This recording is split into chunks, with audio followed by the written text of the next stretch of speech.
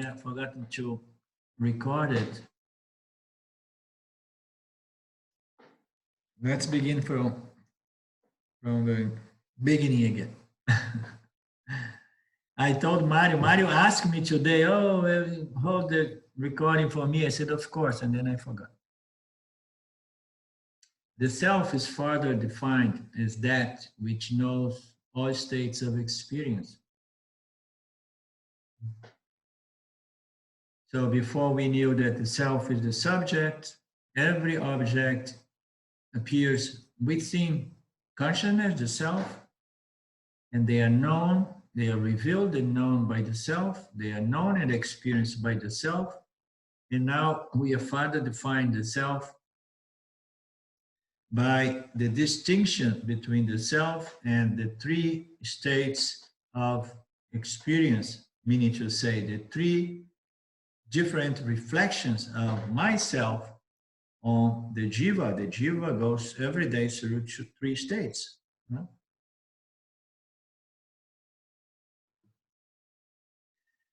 It is the self, the I, that remains unchanged as the witness of all change.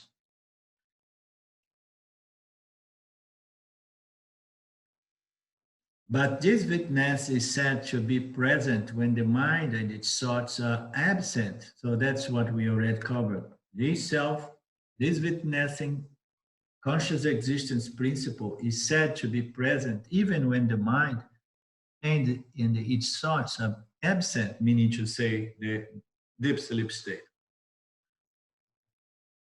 Now we can understand a witness in relation to objects. But when there are no objects, how can we speak of a witness?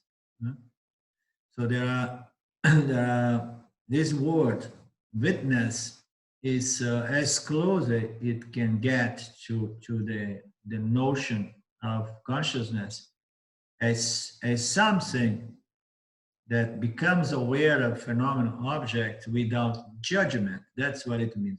A witness is someone who is witnessing and uninvolvedly, and without any prejudice. I'm just a pure witness, and I'm going to report what I have witnessed, okay? I have no emotional involvement here. No? So when we say that the self is the witness, it's important we remember to say that it's a witnessing principle. Because the witnessing mind, the witnessing jiva, it inevitably, it witness through its vasanas. Somehow it's going to interpret phenomenon, according to its vasanas. But here it says, but this witness principle is said to be present when the mind and its thoughts are not present. Now, we can understand a witness in relation to an object, but when there are no object, how can we speak of witness? What kind of witnessing principle and what kind of witnessing object is being experienced there? So it's being witnessed or experienced the absence of object. And that's why we love it so much, the deep sleep state, because there is nothing going on. We don't need to discern. We don't need to do any sadhana. We don't need to discriminate in the deep sleep. We don't need to do yoga. We don't need to do any work. There's nothing going on. No activity. So how can we speak of witnessing? Yes, I'm witnessing the absence of phenomena. When we witness an event, we do not come into being simultaneously with the event. And now comes another angle to understand that. Okay? So when we witness, consciousness awareness, we witness an event. In this case, in the waking state, there is something going on. There is an object of knowledge, an object of experience, and then I witness that. When I witness that, what this sentence is saying is that I don't appear as consciousness simultaneously with the object. So now Jesus appeared, okay, my consciousness came with this. No, My consciousness was here before. Okay, I'm witnessing nothing. I'm witnessing my wall. And then, oh, okay, I'm witnessing this little thing that I use for my throat. Okay, so my witness, my consciousness was there before, during, and after. When this object is going to replace by the wall, the wall again, for example, you know. So the witness is a witnessing principle regardless of whatsoever kind of object or thought that appears within, yeah, my witnessing nature. Okay. But when I don't have any object, what happens with my witnessing nature? Huh? I remain just self-luminous. So what it means self-luminous? I shine even if there is nothing to reflect upon. Why? You're wasting your light. You are shining. There is nothing, you know, to illumine. No, my nature is to shine. Okay, I shine because this is my nature. So we are witnessing in the awakened states all kinds of phenomenal objects, in the dream states as well. And in the awakened state, in the deep sleep state, we are witnessing the absence of object. And when we are going to something which is beyond the three states, which is Satya, my nature is Satya, I don't have Maya, I don't have Jiva, I don't have a medium, and I don't have the three states, okay? So when I'm deprived of all of that, what I am going to do with my witnessing light? I'm not going to be illuminating the objects of the awakened state, the dream state. I'm not going to be illuminating the absence of objects of the deep sleep state. I'm going to be self-illumining. I'm going to be self-effulgent. I'm going to be self-revealing. There is nothing that is going to appear within the scope of my light, but yet I am there shining my conscious existence. We exist as awareness before, during, and after any and all phenomenal object, you know, regardless of which states of my mind. I shine in the mind, regardless of the three states of the mind, and I witness all kinds of phenomena. And when I don't have my jiva, I just shine on my own. Okay?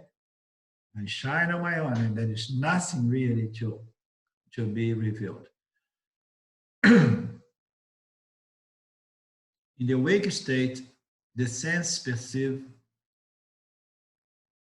In the waking state, the sense perceive external objects in a world that is not dependent upon our personal imagination. This is the Vyavaharika Satya, the projection of Maya Ishvara. And then that is my waking state. That is my Vishwa. When I start transacting in the field, you know, my sense, they hook up with the objects, and then I experience, you know, this world that is not dependent upon my personal imagination. The world does not depend on my superimposition, but yet I superimpose, you know, because we cannot really experience and know what's going on without the superimposition of our program, you know, our vasanas, our tendencies, our biases, you know, and so on. So the world is what it is objectively is that. It's a projection of Ishvara, and it's beyond my imagination. But like in a dream, even in a awake state, I tend to have a sort of a dream because I'm going to see things according to my vasana. But let's leave it aside for now.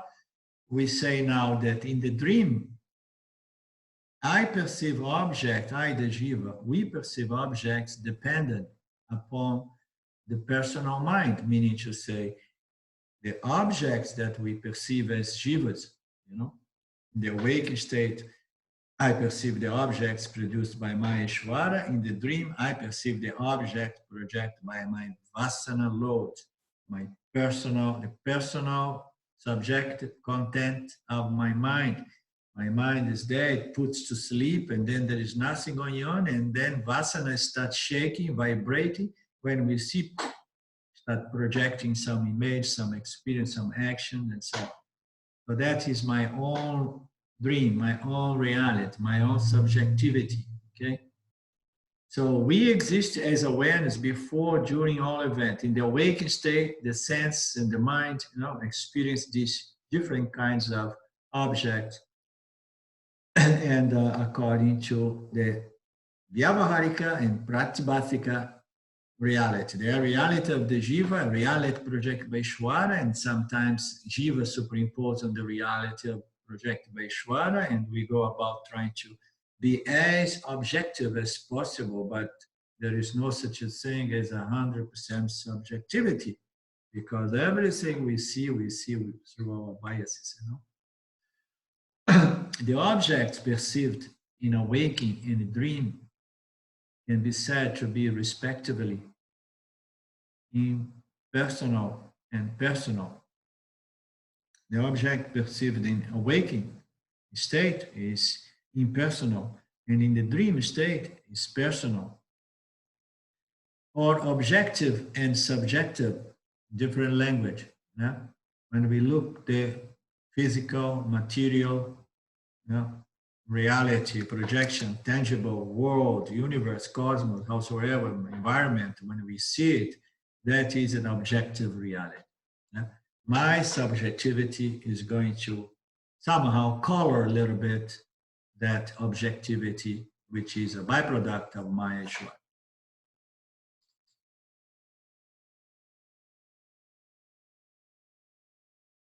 But the perception in both states, despite the nature of its object, is a modification of the mind, a thought. The objects perceived, they are objective, impersonal or personal, but the perception in both states, despite the nature of the object, is a modification of the mind. It is a thought. It's the I thought which is going to perceive the subject and objective realities. That's what it means. The self, the I, the witnesses these thoughts. The I thought is witnessed by the self, by consciousness, the true I. In deep sleep, there are no objects. There are no personal objects, meaning to say in deep sleep, I'm not projecting my vasanas, because my vasanas were put to sleep.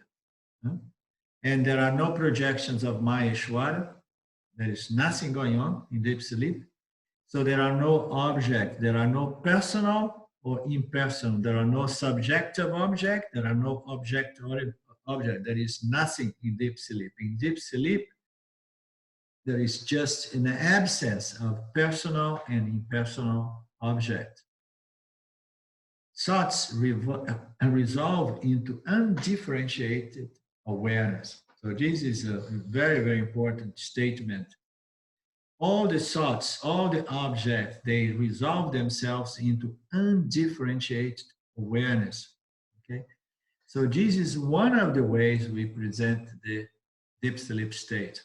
Okay, we say that there is not really the I thought, and then the thoughts, the I thought of the awakened state and the I thought of the dream state, it resolves in something that is defined here as awareness, undifferentiated awareness. But in many other texts, it's made clear that awareness cannot really experience the absence of object, because awareness is not an experiencing entity. It needs a medium called the prana. Okay? So some texts present that state as an ocean of undifferentiated awareness. And some from other passages of the text, it presents that as an ocean of undifferentiated tamas, tamoguna. So the state of deep sleep is a state of almost complete dominance of tamas. That's why there is no reflection. Nothing reflects in the prana. But yet there is some sattva there that allows this prana to exist and somehow to record some pleasant experience, the so-called Ananda Maya Kosha. Okay? So we find those two kinds of descriptions here and there. And one time I had a conversation with Ramji about that, and the explanation more or less goes about like the prana is something so close to consciousness because it's an eyesore, almost non-existent, you know, that as it is as if the experience goes all through to consciousness, you know, awareness. And awareness is experience itself, you know, as what? As awareness, as tamas, because tamas does not reflect any phenomenon. Okay? How do we know this? We recall it in the awakened state. We remember that we slept soundly and didn't dream. That is, the mind and its thoughts were absent, but awareness, yeah, by the means of the prana, you know. Here appears the famous Mr. Prana. But awareness manifests as prana. Awareness can never have an experience. You understand? Awareness, by the means of Mr. Prana, was still present. No? There we go. Awareness manifests as prana, the big deep sleeper, the one that enjoys the absence of problems, the absence of duality. It's just so tamasic, and it's there sleeping, and enjoy what? Enjoy non-duality, because in that state there is no subject-object duality. If there is no subject and object, there is no stress, there is no problem. Okay? So it manifests as prana was still present, witnessing the absence of denser thoughts, because the prana is an I thought. Okay? It is an I thought. But it cannot grasp any other thought because there is no reflectivity in that state. From this, we can conclude that neither thoughts nor the absence of thoughts are the self. Of course, we can easily conclude that what I am is not the presence of the I thought and the other thoughts that are captured by my I thought, and it's neither the absence of this tangible I thought and the thoughts of the sleeping state. From this, we can conclude that neither thoughts nor even the absence of thoughts are in the self, which remains as the witnessing principle, even when the mind solves, or the mind is suspended, when the mind is put to sleep. Okay? In those moments, the self is present. And how do we know that the self is present through the three states? So we know that the self is present through the three states because we know not only we can recall the experience of absence of experience. I slept so good. It was so good. Oh, I wish I could go back. I mean, many times I'm having such a good time. When I open my eyes, I immediately try to go back because I love the experience I was having. It was totally peaceful. There were no problems in the world. There was no coronavirus. There was nothing there. You know, it was perfect state. So we know that, but furthermore, I know that I am present through even the deep sleep states when my mind is totally suspended, but I know that I am there. How do I know that? I know that I remain there even when the mind is not present. Here it say the mind solves. I exist beyond the mind. I'm there when the mind is put to sleep. How do I know that? Because during the night, if I sleep for 4 hours, I sleep with full confidence that I'm going to be holding my existence. And we know that existence and consciousness are sat chit, the two sides of the same coin.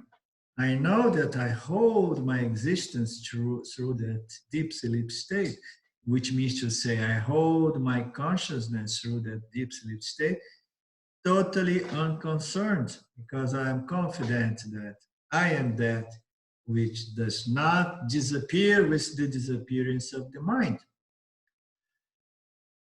So this is one of the greatest logic analysis to understand that the mind may go, but we never go anywhere. You know?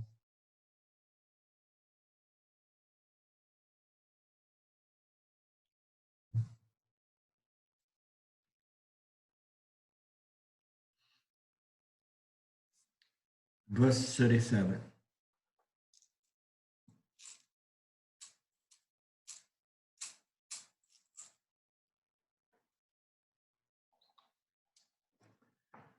Awareness sees all by itself, but no one sees awareness.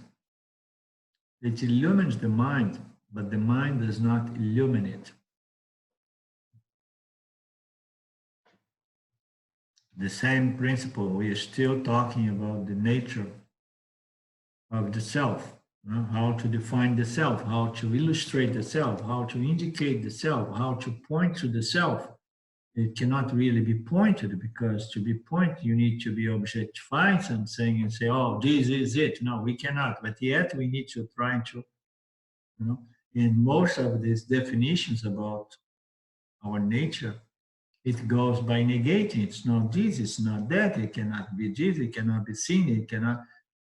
No one can see awareness. Awareness is that sees everything, but nothing. No one can see awareness.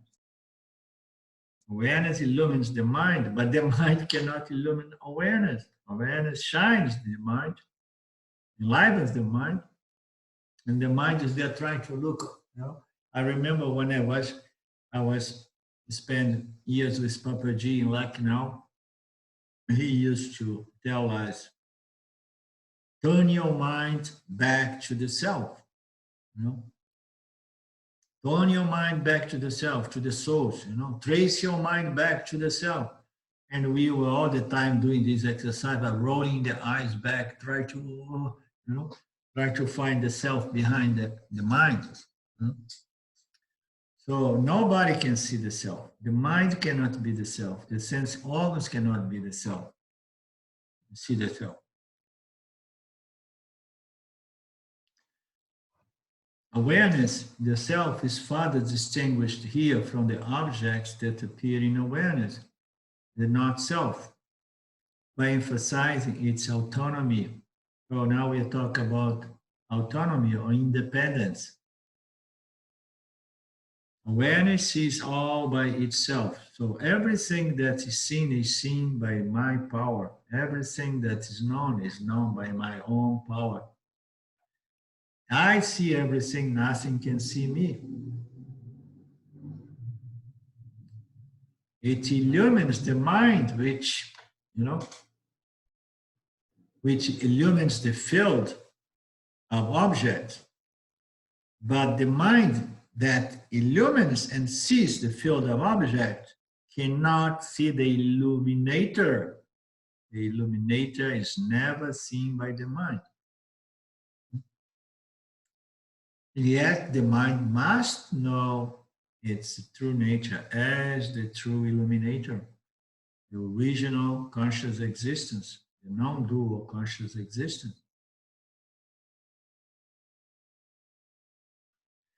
Awareness, the self, is further distinguished from the object that appear in awareness, the not self, by emphasizing its autonomy, its self-luminous, it's independent, autonomous.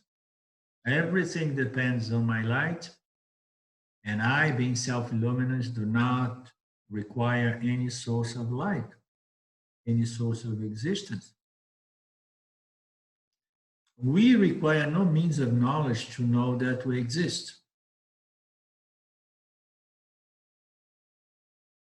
We require a means of knowledge to know objects. So this presents a kind of a contradiction to us here. It says that we require no means of knowledge to know that we exist. What it's trying to say, because in another hand, we say that the self is so evident, so obvious, it's so always ever present, and so on, and yet we need a means of knowledge to know the self, right? But here it says like, we do not need a means of knowledge to know that we exist. So it is indicating the fact that self-knowledge is only possible by that which is called a paroksha jnana, direct knowledge. Why? Because we require no means of knowledge. We don't need books. We don't need scriptures. We don't need logic. We don't need any analysis or anything to prove to us that we exist. No? I mean, of course, there are some people that they are somehow a bit confused that they may say, no, I don't exist. But those are very rare exceptions, as we know. Otherwise, everybody is going to say, like, of course I exist. I know that I exist. We do require means of knowledge to know anything in the world. If you want to know mathematics, we need to go to a school and then study calculus and, integrals and all kinds of different subjects in mathematics so that we can really one day maybe understand what Einstein was trying to describe by his equation. So we need a means of knowledge to become a doctor. We need a means of knowledge to understand coronavirus, for example. I mean, you cannot understand it unless you have a huge baggage of knowledge. We need a means of knowledge to know anything. But what kind of means of knowledge we will need to know awareness, consciousness? You see the paradox here, it means it's trying to prove to us like, I say, oh, come on. I mean, we have this huge means of knowledge here that goes, it extends in such a way that you're going to need 10, 20, 100 lifetimes to go and read all the Upanishads and all the Brahma Sutras and all the, there are so, I mean, it's impossible. I hear sometimes Paramarthananda say that, even if he would not teach and if he would only be studying like he did in his years of training, he would need many, many, many, many, many lifetimes to go through one of the Upanishads completely, one of the Vedas completely, because it's so huge, it's so vast. So awareness does not require a means of knowledge, although it sounds paradoxical, because awareness is self-shining. Awareness is self-evident, self-luminous, self-knowing. How can I know awareness if I am self-knowing? I am the knowingness by which the jiva knows what it knows and knows what it does not know. So I am so obvious and so evident, shining 24/7, even when I'm in deep sleep, that in truth it's no means of knowledge is required. And that's what we are trying to say here. Yet, being the most obvious thing, it's missed I missed it for almost 30 years. It's easily missed.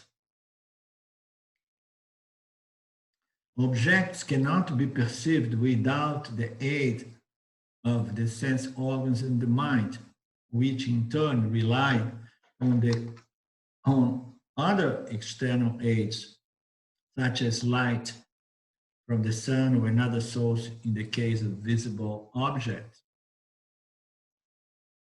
So as we know, all objects, they require different means of knowledge. When we say about means of knowledge, there are so many different means of knowledge.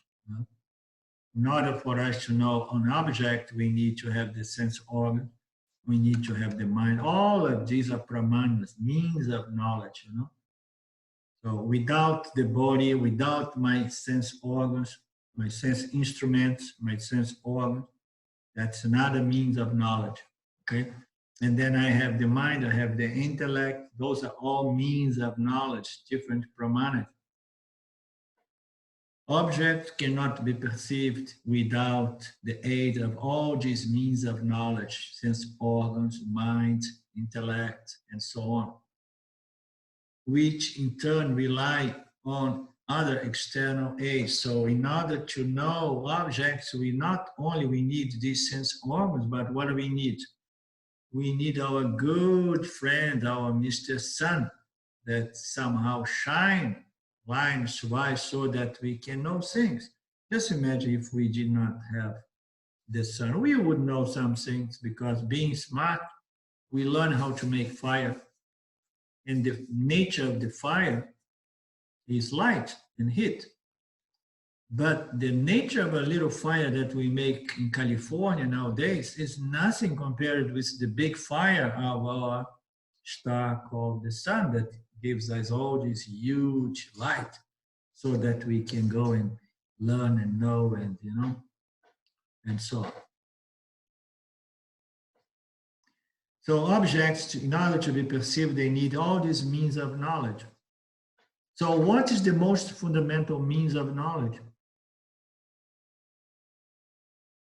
To know things, we need a good physical body with good, sense instruments, good sense organs, a good mind to integrate all these perceptions.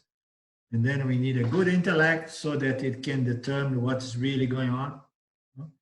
So we have all of these that is going to allow, and then we need good vasanas supporting that intellect. But what is the really true source, the true means of knowledge? I mean, that in which, a means of knowledge, that in which presence things are revealed and known. I mean, if we have the physical body, if we have our instruments of perception, our organs of perception, we have the mind, we have the intellect, but if light goes off because the plug goes off and I don't have consciousness vivifying, enlivening my body, mind complex. So how can I know anything? I cannot know anything.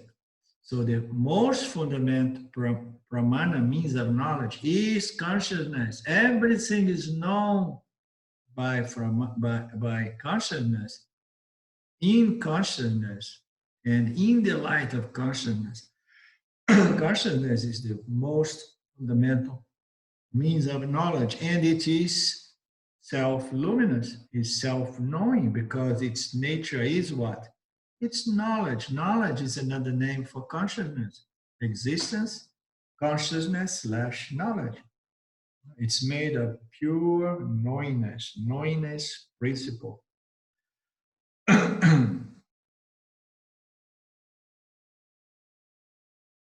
Objects then are not self-evident.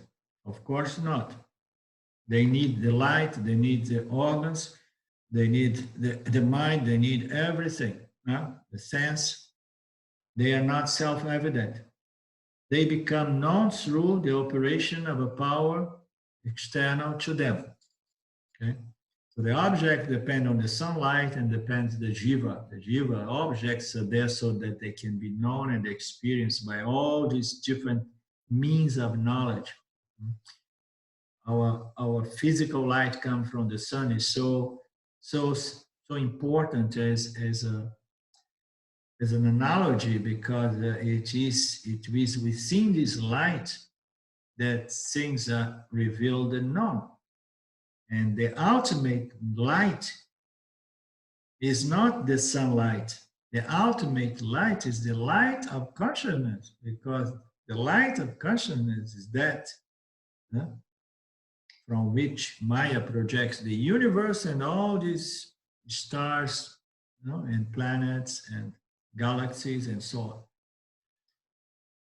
But it's a very nice analogy. Objects are not self-evident. They become known through the operation of a power external to them. And the means by which objects are perceived are not self-existent, as the sense rely upon the mind, and the mind relies upon awareness. So what is the only independent, autonomous means of knowledge? There we have awareness, we have intellect, the mind, the sense organ, and then we have the sun to illumine the object. In order for this phenomenon called knowing experience can happen, we have all these different levels of pramanas, but none of that can know and experience anything without awareness. Awareness is the only autonomous, self-knowing, self-conscious, self-evident, self-luminous principle, that in which things are known and revealed and known. So everything depends on awareness. So all means of knowledge, all pramana depend ultimately upon the true means of knowledge. The true pramana is consciousness awareness. All pramanas depend ultimately upon conscious awareness existence. But awareness does not depend on all other pramanas, all other means of knowledge. Awareness is the only autonomous, free, independent, witnessing, knowing principle, by which all these other pramanas can make it possible, this objective knowledge of phenomena, media.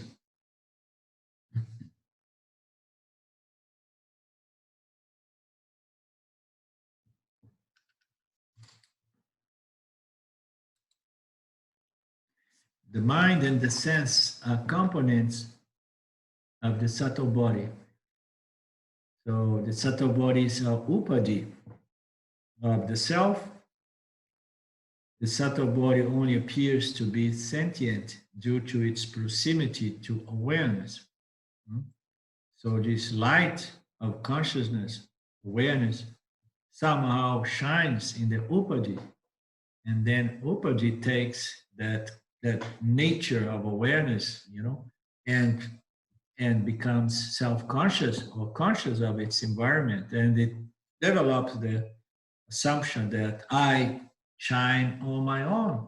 I have my own conscious existence. That is the misunderstanding of all jivas. But the self is the only knowing conscious principle. So all that is perceived through the sense in mind becomes perceptible through the power of awareness alone. Everything, it goes back to your question, Lynn, everything, all that is perceived through the sense and the mind is due to my power of awareness alone. It only sees what the mind and sense, it only seems that the mind and the sense organs know things, but they too are insentient.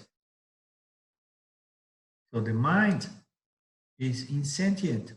The mind is means, it's a medium, is a reflector by which I shine and illumine the field of objects so that I can transact and experience and know. It's very, very important we understand this, that the mind and the intellect, they are inert. They don't have their own light. All this light that we have, all this conscious existence, it's owned by awareness. I mean, it's the nature of awareness. Awareness does not own anything because, again, that would imply duality. So we we borrow. We enjoy this borrowed, kind of conscious existence. We enjoy this status of dependent conscious existence or reflected conscious existence, but fundamentally, we are, as body-mind construct, we are just inert, and that's where we have to make up our minds and define ourselves. Am I the construct which is just inert? It's matter, it's energy, or am I the light that illumines and enlivens and this body-mind construct? Then we go back to the same point, Lynn. The self is the only knower. The self is the only knower, is the only source of knowingness, is the only light. And I am that. Again and again, we have to remember that. And I am that. And how is the self perceived? It's not perceived. Nothing exists outside of the self that can illumine the self as an object. So the self cannot be objectified because there is nothing other than the self. So if the self is one without a second, so how can there be something that can objectify myself? I am the only subject conscious existence principle, and I have the power of objectifying all kinds of Nietzsche phenomena through my jivas. In association with my jivas, I can objectify all kinds of phenomenal objects.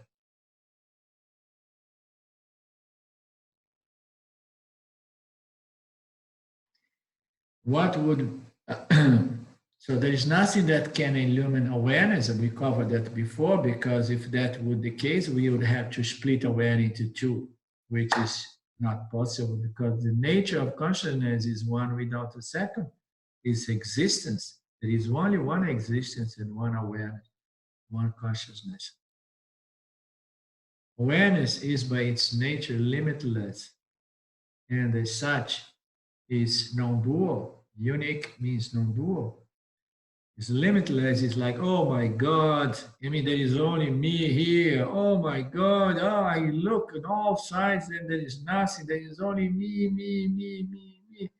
So I am unique in the sense that there is nothing other than myself. There are no limits. I can go forever in all directions, and there is only this conscious existence, the substratum that spreads far beyond Nitya. Nitya is just a small little projection, as the scriptures say. There can be no true awareness, no an infinite regression of awareness, like some spiritual circles suggest. We simply know that we are. There is nothing more obvious than I know that I exist. I am and I know that I am. I exist and I know that I exist. So it's not enough to say I exist, but I am conscious that I am exist. And then boom, I have consciousness and I have existence figured out. I exist and I am conscious that I am exist. Ooh, now I have consciousness and existence, under control here. So the only thing missing is to understand that I am non-dual. I am of the nature of Purna, There is only me. Everything is only this conscious awareness. I know that I am conscious and I'm aware and I'm not the body, and I am of the nature of the substratum of everything. There is only me, one without a second. And this is the third aspect of my nature is Ananta. Knowledge and existence, consciousness and existence are the two sides of that which is infinitely limitless. That is my nature. Conscious existence, limitlessness. Nice, this verse, son.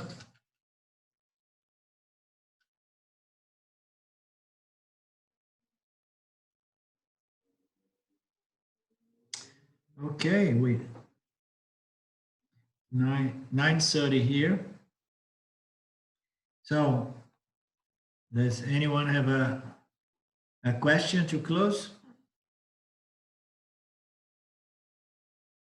Lindo, I still have some confusion about maybe the same question that also Lynn says before, because the last sentence of the previous verse, the I thought present in every experience and in every state is the limitless self. But why he says the I thought? It's strange.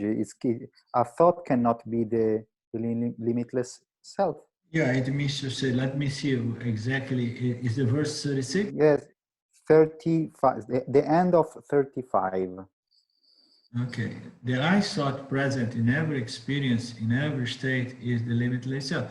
It means to say that the true nature of the I thought present in every experience, in every state is the limitless self. You know, the I thought remains, but as we have already determined, the true nature of that I thought, which is a medium, you know, the true nature is the self, but it's the self. Okay, it's not the thought, it's the true nature of the thought. It's the true nature of the self. Yeah. By now, okay. And to us that these states also come and go, and therefore the states cannot be the self. Yeah.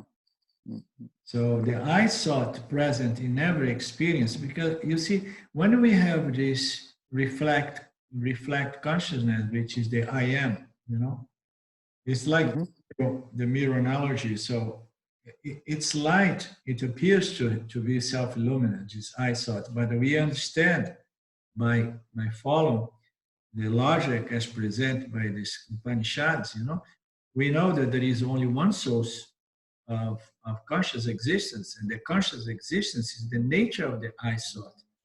So the I thought present in every kind of experience is the self, the nature of the I thought. So it would be better it would be more clear. That's why we need always to have a help of someone to guide those, you know, a teacher or friend. It is the principle that is behind.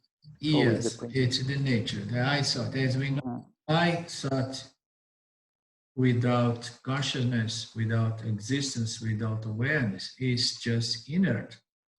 And everything that is inert does not have its own conscious existence. It enjoys a dependent conscious existence that depends from the autonomous, self-conscious, self-existing Brahman consciousness. You know? That's what it means. Okay, thank you. Okie dokie. Om Purnamada Purnamidam Purnamudachyate Purnasya Purnamadaya Purnamevavashishate Om Shanti Shanti Shanti. Thank you, Lord. Thank you, everyone. Nice to see you, and I see you again, Ishvara willing, next Thursday. Thank you. Much love. Bye-bye. Ciao. Ciao. Thanks, Narendra. Bye-bye. Good night, everybody. Grazie, ciao. Ciao.